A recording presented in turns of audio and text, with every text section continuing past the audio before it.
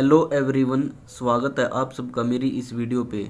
बच्चों, आज की इस वीडियो में मैं आपको असाइनमेंट प्रॉब्लम समझाऊंगा। असाइनमेंट प्रॉब्लम क्या है?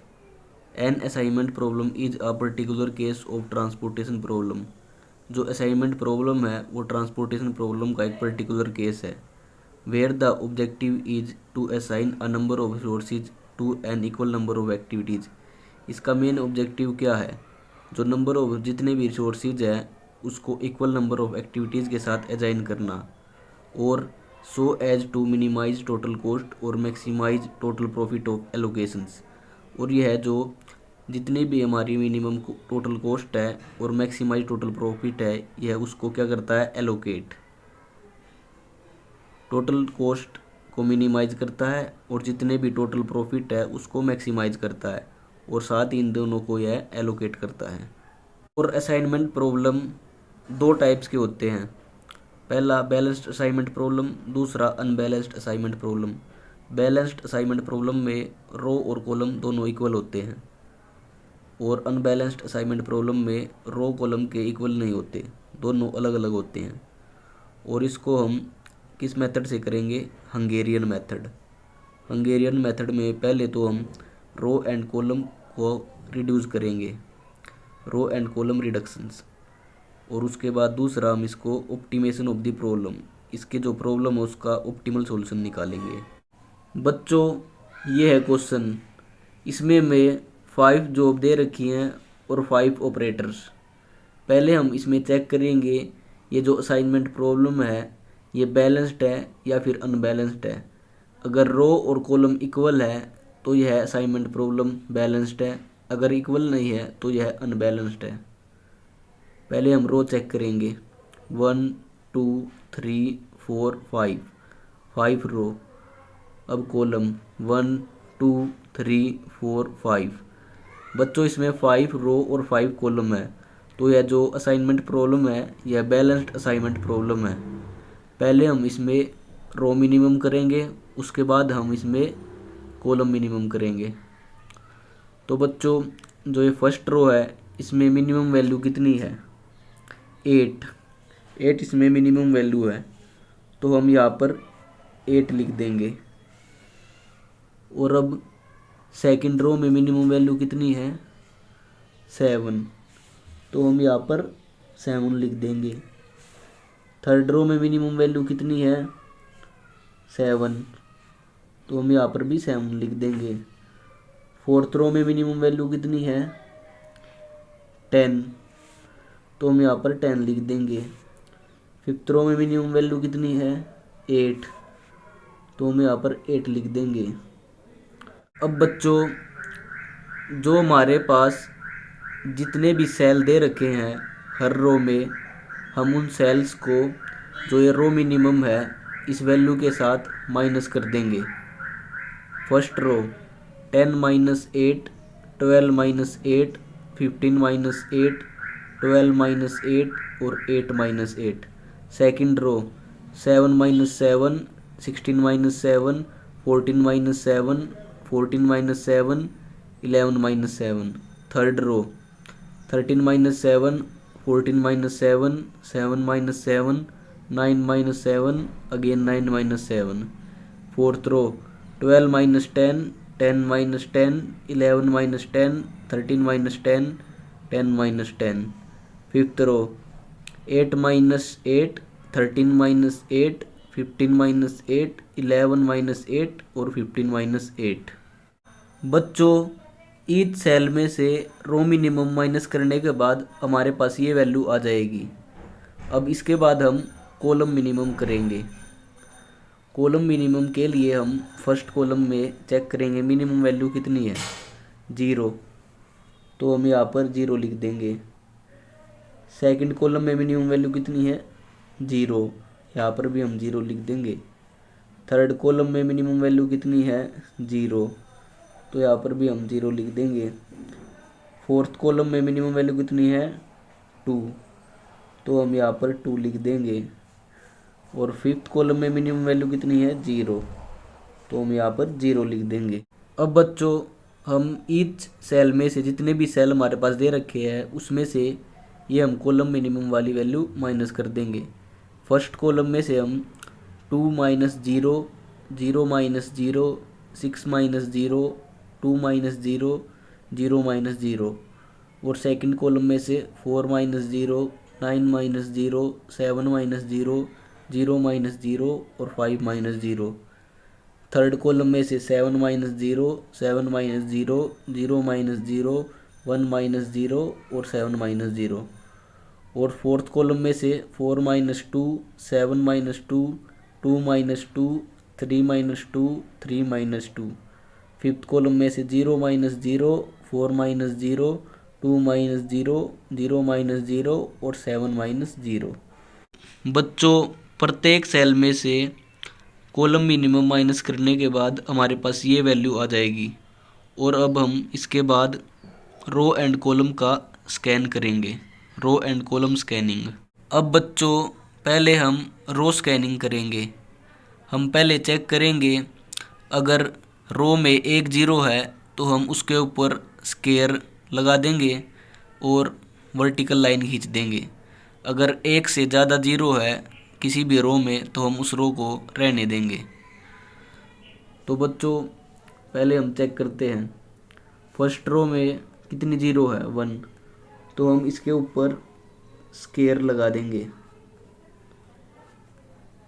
और वर्टिकल लाइन खींच देंगे। अब सेकंड रो, इसमें भी 1 जीरो है तो इसके ऊपर भी स्क्वायर लगा देंगे और 1 लाइन खींच देंगे वर्टिकल। थर्ड रो, इसमें 2 जीरो है तो हम इस रो को रहने देंगे। फोर्थ रो, इसमें 1 जीरो है तो हम इसके ऊपर स्क्वायर, उसके बाद हम इस पे वर्टिकल लाइन खींच देंगे। फिफ्थ रो, इसमें कोई भी जीरो नहीं है तो हम इसको रहने देंगे। अब बच्चों, हम कॉलम स्कैनिंग करेंगे। हमने रो स्कैनिंग तो कर ली, अब हम कॉलम स्कैनिंग करेंगे। ये कॉलम तो डिलीट हो चुकी है और ये कॉलम भी डिलीट हो चुकी है, तो अब हम इस कॉलम को देखेंगे। इस कॉलम में 1 जीरो है तो हम इस पर स्क्वायर कर देंगे और इस पर हम हॉरिजॉन्टल लाइन खींच देंगे।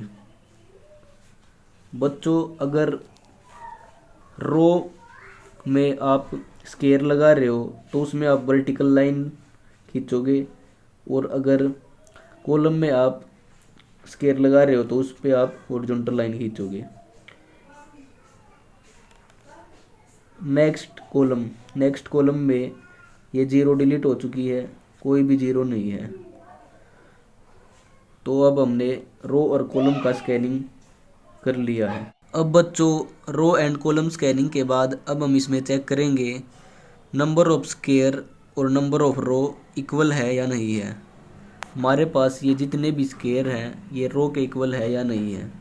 कितने स्क्वायर हमारे पास, 1, 2, 3 और 4, और रो कितनी है, 1, 2, 3, 4, 5।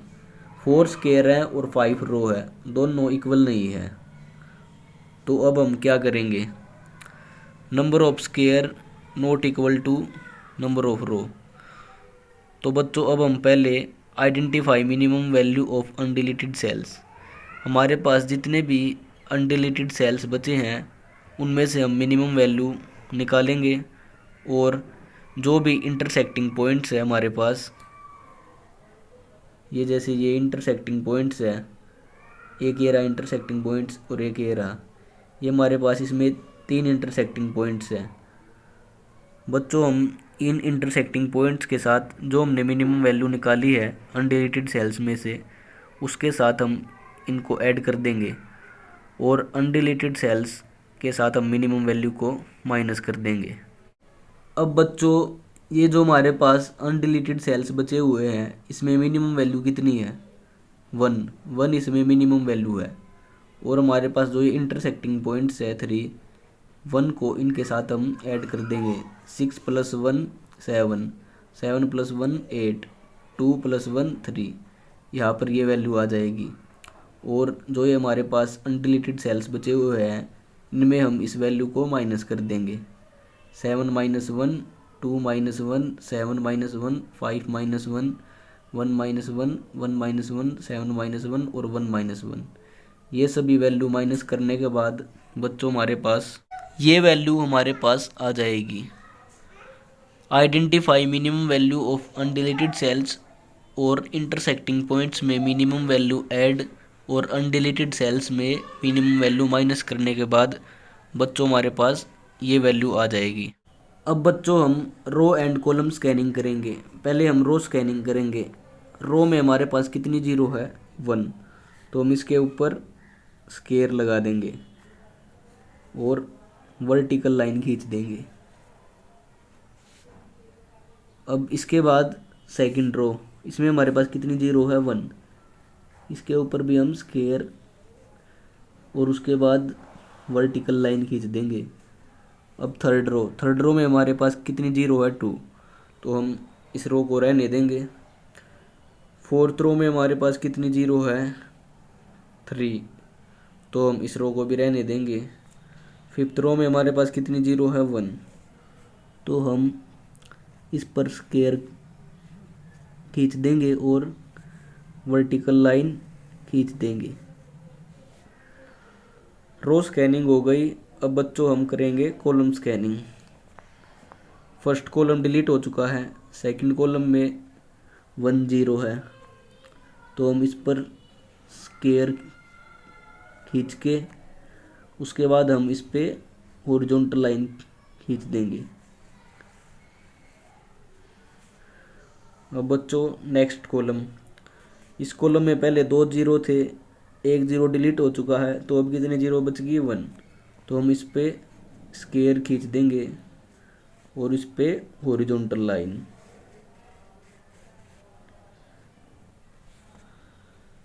अब बच्चों हमारी रो और कॉलम स्कैनिंग हो चुकी है।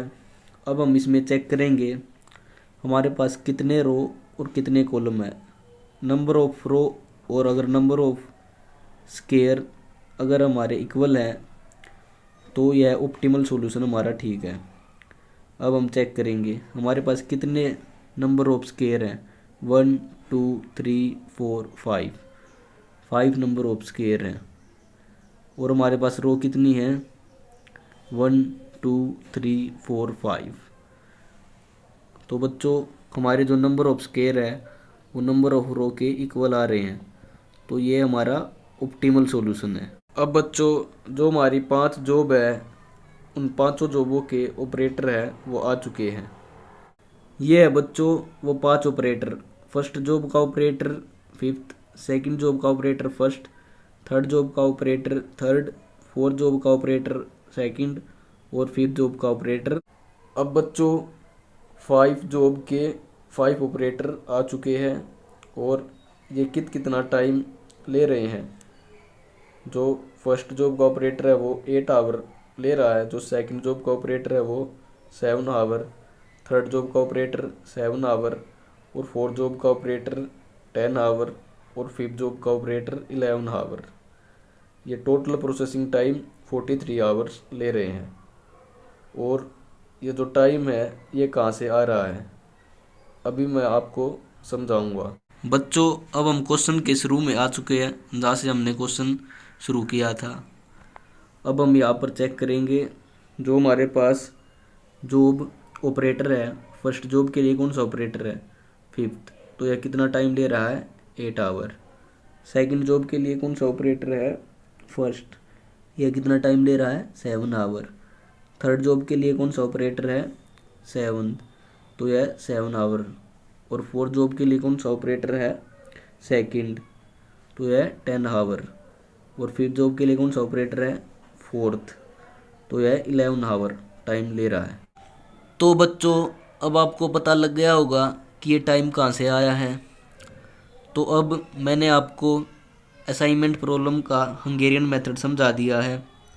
अगर आपको इस मेथड में कोई भी डाउट हो तो आप मुझे कमेंट करके बता सकते हैं।